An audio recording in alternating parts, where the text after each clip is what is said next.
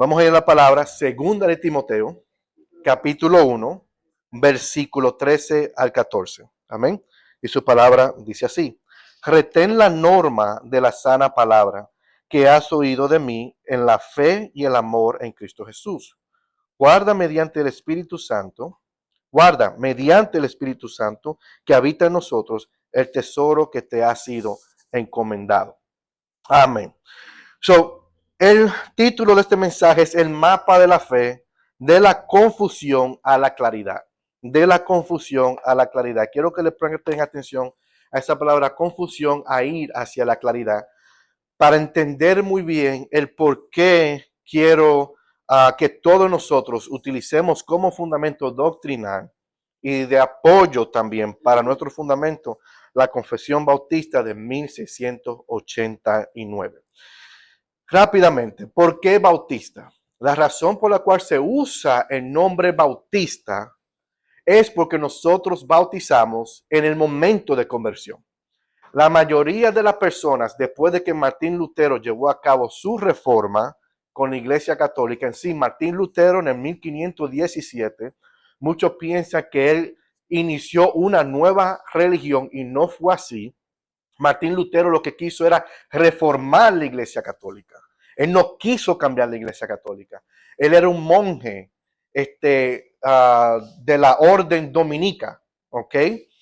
Él no era agustino, él era un dominico que se involucraba mucho con el pueblo y él entendía muy bien, no solamente en su propia relación con Dios, pero en su teología, que el pueblo completo necesitaba entender la palabra. Y uno de los problemas que él tenía era con el Papa del tiempo. ¿Ok? Papa Leo X, creo que era él. Y él le mandó su argumento que se llamaba la 95 tesis. En la 95 tesis, el punto clave o el denominador común de todas esas 95 tesis eran dos cosas. Número uno, la autoridad papal en contra de la palabra solamente, o las escrituras solamente, y también las indulgencias. ¿Cuánto han escuchado de las indulgencias? Las indulgencias, ¿qué eran? Era un sistema económico y también religioso que la Iglesia Católica puso en ese momento. Número uno, ¿por qué económico? Porque cuando uno compraba indulgencias, ese dinero se utilizaba para financiar la Basílica de San Pedro, que era en Roma. Pero ¿por qué religioso? Ahí viene. Porque las personas compraban indulgencias para perdón de pecado, para que la persona no pasara por el purgatorio, evitar el purgatorio e ir directamente al cielo. Entonces, eso era una parte. Y la otra parte era la autoridad papal de llevar a cabo eso. Porque quien firmaba las indulgencias era el Papa. Entonces, Martín Lutero se puso en pie y dijo, no, vamos a reformar la iglesia. Y una de las reformas es entender de que nosotros vivimos es por fe en la palabra de Dios. Y es ahí donde este monje, que también pasando por sus propias luchas, mírense, Martín Lutero, él estaba tratando de buscar paz y no encontró ninguna paz. Él lo que encontró fue una confusión total. Ese hombre, en su búsqueda de paz, él pasaba horas confesando sus pecados. Para los que entienden la religión católica o la teología católica, uno va y se confesa con el Padre, ¿verdad? Es un proceso y él hacía eso diario. El hombre ayunaba hasta que se enfermaba y dormía en un suelo frío. Todo aquello, ¿por qué? Porque él no tenía claridad. Él estaba buscando paz interior, pero él hacía todas estas cosas sin estar claro, hasta que en un día, él estudiando la palabra de Dios, llegó al pasaje de Romanos capítulo 1, en donde dice que el justo por la fe vivirá. O sea, aquel que ya ha sido justificado por Cristo Jesús va a vivir por fe. Si una persona ha sido justificada, es declarada ¿qué? Libre, declarada perdonada. Y nosotros vivimos por fe en eso. Queriendo decir que ya no hay necesidad de buscar indulgencias, ya no hay necesidad de constantemente ir al confesionario, sino es que ya Cristo pagó por todo. Tenemos fe en Cristo Jesús solamente, sola fide, en Cristo solamente, en Christ only, y a través de su palabra entendemos todo eso, solamente su palabra, no las palabras y las tradiciones. ¿Ok? Entonces, a él descubrir esa confusión, él comenzó a llevar esta reforma, y esta reforma es lo que ya se entiende como el momento de la reforma protestante, en donde la gente protestaron en contra de la Iglesia Católica. Empezó Martín Lutero con otros reformadores también a desarrollar esa teología reformada, que es una teología que la sigue todas las iglesias protestantes, siguen una teología reformada. No muchas la llevan como es, y el punto de nosotros en este grupo, en esta iglesia, es llevar la teología reformada como es bíblica. Pero a través del tiempo de que estos reformadores estén llevando esta teología reformada, que es una teología que es evangélica también, es una teología evangelística y sobre todo católica, o sea, universal, ellos querían darle una identidad a aquellos que ellos creían. Entonces decimos, ¿cómo le damos identidad a esto? Bueno, para darle identidad se llevó a cabo la creación de un mapa. Y este mapa es lo que usted y yo conocemos como una confesión de fe. Eso es lo que le da identidad a algo. Muchas personas piensan y escuchan la palabra confesión y ya piensan que tienen que confesarse. Y no es así. La confesión de fe para los católicos que me entienden o que entienden esta teología o la doctrina católica, tradiciones católicas, quizás han escuchado la palabra catecismo. O sea, que es un sistema de enseñanza en donde se enseña la doctrina y las tradiciones, vamos a decir en el sentido católico, para uno poder dirigirla mejor, digerir, consumirla y aplicarla en sus vidas. La confesión de fe es exactamente eso. Es un catecismo, un sistema de enseñanza y de instrucción para nosotros poder dirigir y aplicar lo que ya está escrito como una verdad revelada, que es su palabra. Entonces, la pregunta es, ¿para qué necesitamos un documento de un hombre, que es la confesión de fe, si ya tenemos solamente la Biblia? Y usted dirá, pero José, ya estoy predicado que nosotros seguimos las 5 solas. Y una de las 5 solas es sola escritura, la palabra solamente. Queriendo decir que nosotros nos agregamos otra tradición, otro documento solamente que la palabra. Por eso es que nosotros lo llamamos la capilla bíblica, porque somos bíblicos, 100%. Si no está en la Biblia, no va para ningún lado. La confesión de fe lo que hace es que evita cualquier confusión. Y escuchen esto muy bien. La confusión siempre trae división, mis hermanos. La confusión siempre trae división. Y cuando no estamos claros, como grupo, como iglesia, a dónde vamos, qué es lo que nosotros nos apoyamos, cuál es nuestra fundación, el que más grita es el que gana. Porque piensan que esa persona tiene la razón, cuando no es así. Todas las iglesias, quiero decirles, aunque digan que no siguen una confesión, tienen una confesión. Buddy Baucham, que en paz descanse, un excelente pastor, predicador y teólogo, reformador, confesional, que sigue la confesión de fe 1689 también. Él había dicho en una de sus prédicas, todos tienen confesión, aunque esté o no esté. Porque todos tienen preguntas. Tú le preguntas a alguien que va a una iglesia que quizás no tiene una confesión y le hace una pregunta, ¿qué es la iglesia? O ¿para qué estamos aquí como matrimonio? ¿Qué dice la palabra de Dios? Ellos te van a hablar. No es hasta que se hacen la pregunta que uno entiende su fundamento y su posición doctrinal. Pero todos tienen confesión. Para evitar división, se lleva a cabo una confesión. ¿Por qué? Porque ahora sí tenemos una cantidad de puntos doctrinales que si nosotros estamos firmes en esos puntos doctrinales, si se levanta alguien con algo opuesto, nos podemos corregir a través de esta confesión. Y la confesión está apoyada por su palabra. Amén. Hace sentido. Por ejemplo, si alguien tiene una pregunta sobre el día del Señor, ¿por qué siempre usted dice feliz día del Señor? ¿Y qué se hace en el día del Señor? Yo entiendo que el día del Señor es el sábado. Bueno, nosotros entendemos por su palabra que el día del Señor es el día de la resurrección, que fue un domingo, el primer día de la semana cuando resucitó Cristo Jesús, Pablo habla de eso, otros testigos oculares que son bíblicos hablan de eso, pero nuestra confesión de fe, si tú vas al punto 22, hablará de eso. Ah, ok.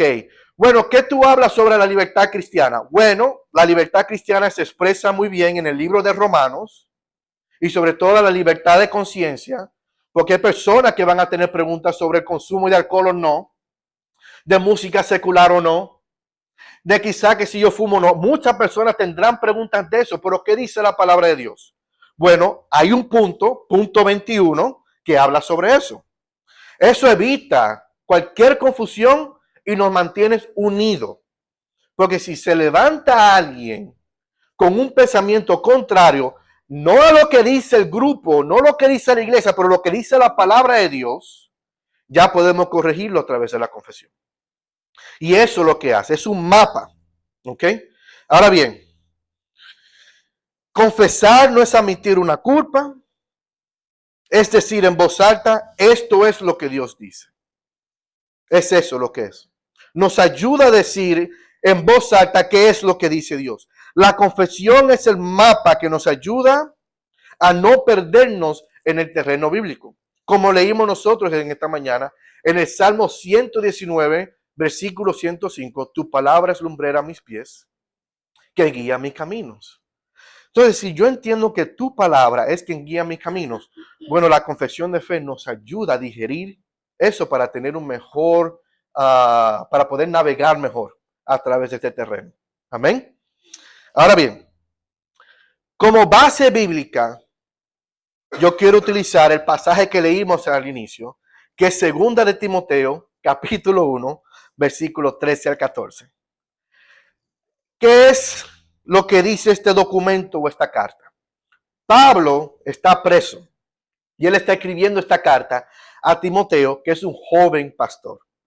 Y a través de estas cartas pastorales, primera de Timoteo, segunda de Timoteo y Tito, que eso lo vamos a aprender más adelante porque yo quiero que ustedes también entiendan qué es lo que dice la palabra de Dios de acuerdo a los requerimientos o requisitos, perdón, los requisitos para ser pastor, para que ustedes utilicen eso en el momento de que se lleve a cabo cualquier votación interna para elegir un pastor. ¿Ok? Pero estas cartas pastorales hablan de esos requisitos, de las normas, y aquí Pablo le está hablando a Timoteo, que es su joven pastor, le está alentando, lo está motivando, como leímos nuestra lectura continuada, pero en el versículo 13 es clave, porque miren lo que dice el versículo 13. Voy a utilizar otra versión, aparte de la que tengo aquí, y dice así: retén la forma de la sana doctrina que de mí oíste en la fe y amor que está en Cristo Jesús. Es el versículo 13. ¿Ok? Lo voy a leer otra vez. Retén, o sea, guarda. ¿Ok? La norma, la forma de la sana doctrina que de mí oíste en la fe y amor que es en Cristo Jesús. Pablo es el apóstol. Ya nosotros entendemos por la palabra de Dios que el apostolado cesó con la iglesia primitiva. Ya no hay más apóstoles. Eso no existe. Apóstoles ahora, eso no es bíblico. Eso cesó con la iglesia primitiva. Igual que con los dones del Espíritu Santo, cesaron con la iglesia primitiva. Eso tenía su función en aquel momento, pero ya que tenemos su palabra revelada, tenemos todo lo que tenemos aquí. Piensen en la palabra de Dios, que la leemos constantemente. Piensen en esto como un pedazo de la mente de Dios que ha sido entregada para nosotros o ha sido revelada a nosotros y a través del Espíritu Santo nos alumbra para tener un entendimiento de lo que es. ¿Ok? Es eso lo que es la palabra de Dios. Así dice el pastor Miguel Núñez. Es un pedazo de la mente de Dios que nosotros utilizamos para nuestro guía. Ya tenemos todo. Todo está aquí. Ya no necesitamos otras cosas. Pero en el momento en el cual el apostolado se llevaba a cabo, los apóstoles recibían esta información por revelación a través del Espíritu Santo y también a través del discipulado de 3 años que estuvo Cristo con ellos. Los apóstoles solamente hablaron y enseñaron lo que ellos recibieron de parte de ¿quién? De Cristo. Uno de los requisitos para ser apóstol era que tú tenías que ser un testigo ocular de Cristo Jesús. Tú tenías que estar ahí con Cristo Jesús. Pablo estuvo con Cristo Jesús por 3 años y medio. En Arabia lo dice el libro de Gálatas. Y los apóstoles caminaron con Cristo Jesús. Ellos enseñaron exactamente lo que recibieron de Jesús. Y ellos, los apóstoles, se lo enseñaron a los otros padres apostólicos, los otros padres de la iglesia, como Policarpo, Iranios, Justín Martín. Y de ahí salieron las iglesias y tenemos nosotros nuestra palabra. ¿Ok? Entonces, cuando está hablando Pablo, que te estoy explicando lo que yo recibí, él está hablando que lo que él recibió en el Espíritu Santo a través de su relación con Cristo Jesús. Amén. Y vamos a ver el versículo 13. Hay una palabra aquí que es clave y el versículo 13 empieza con retén, la norma o la forma. ¿Ok? La palabra forma aquí es la palabra en griego que quiere decir hipotiposis. Hipotiposis, que da el entendimiento o el significado de un bosquejo o un plano de un arquitecto. O sea, cuando se habla aquí de retén la forma o la norma, no está hablando de cualquier plan, no está hablando de cualquier pedazo de información, sino de algo que ha sido creado con intención. ¿Para qué? Para que esto sea de fundamento para quien que lo usa. Un arquitecto no va a construir algo de la nada, ¿verdad? Él necesita planos. Y esos planos se crearon ¿con qué? Con intención, los blueprints, ¿verdad? Cada vez que usted va a diseñar algo se necesita un diseño. Vamos a hacerlo así, asado. Y se necesita intención. Cuando Cristo lleva a cabo su iglesia y la instituye, Él lo hace con intención. ¿Ok? Y la intención número uno de toda iglesia es ir y hacer discípulos por todas las naciones. Hay una intención. ¿Y cómo se lleva a cabo sus discípulos? Bueno, a través de la lectura, la explicación de la palabra, a través de entendiendo su doctrina y también de crecimiento espiritual. ¿Ok? Pero no solamente que es un bosquejo o un plano, pero también dice Pablo a Timoteo que siga este plano. Versículo 13 dice que retén la norma, o sea, reténla, llévala a cabo, aplícala. ¿Ok? Sigue el plano. Quiero decirle que la Biblia es el edificio y la confesión es el plano que nos ayuda a entender cómo encaja todo. Esta confesión de fe nos va a ayudar a eso. ¿Ok? Nos va a ayudar a encajar todo en su lugar. Y la sana palabra que dice aquí la carta, retén la norma de qué? De las sanas palabras. Y estas palabras no son cualquier palabra, son palabras sanas, palabras de salud. ¿Ok? Si la palabra en sí trae salud, la confusión trae enfermedad. La doctrina clara es la higiene que mantiene nuestra sana doctrina firme y nuestra iglesia sana. ¿Ok? Si la doctrina es clara, es la higiene y esto promueve de que la iglesia se mantenga sana y que se mantenga saludable doctrinalmente. Y eso es importante para nosotros, mis hermanos. Porque ahora lo que uno tiene que hacer es ir a YouTube, ir a Instagram, a cualquier plataforma y se levanten diferentes tipos de personas, principalmente ahora que estamos viendo los conflictos que están pasando entre Israel, Palestina, entre Irán y los Estados Unidos, y quizá hay muchos que están diciendo que estos son señales del fin de los tiempos, que estas son cosas que están pasando y que comienzan a hablar puntos doctrinales teológicos que no tienen ningún apoyo bíblico, gente que no saben y no entienden, y ha creado una cantidad de confusiones y lo veo en cada momento. Y eso es por falta de claridad y entendimiento bíblico. Y eso es parte por la cual estoy aquí. Y todos los que nos escuchan a través de las redes, es de que cualquier persona que si Dios mediante nos utiliza a nosotros para que aprenda correctamente, esté claro correctamente. Y seguir adelante. Porque esto no es solamente todo te va a ir bien, tu vida tiene un propósito, vive tu mejor propósito hoy, que todo va a ser color de rosa. No, mis hermanos, no.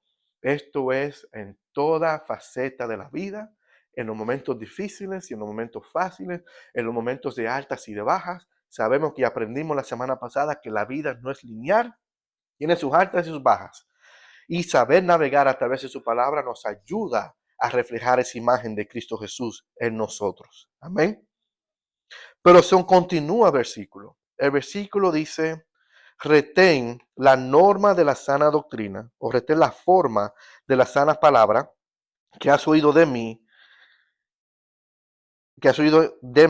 en la fe y amor, en la fe y amor en Cristo Jesús.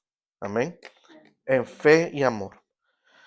Mis hermanos, nosotros no estudiamos esta palabra para pelear, sino para amarnos mejor.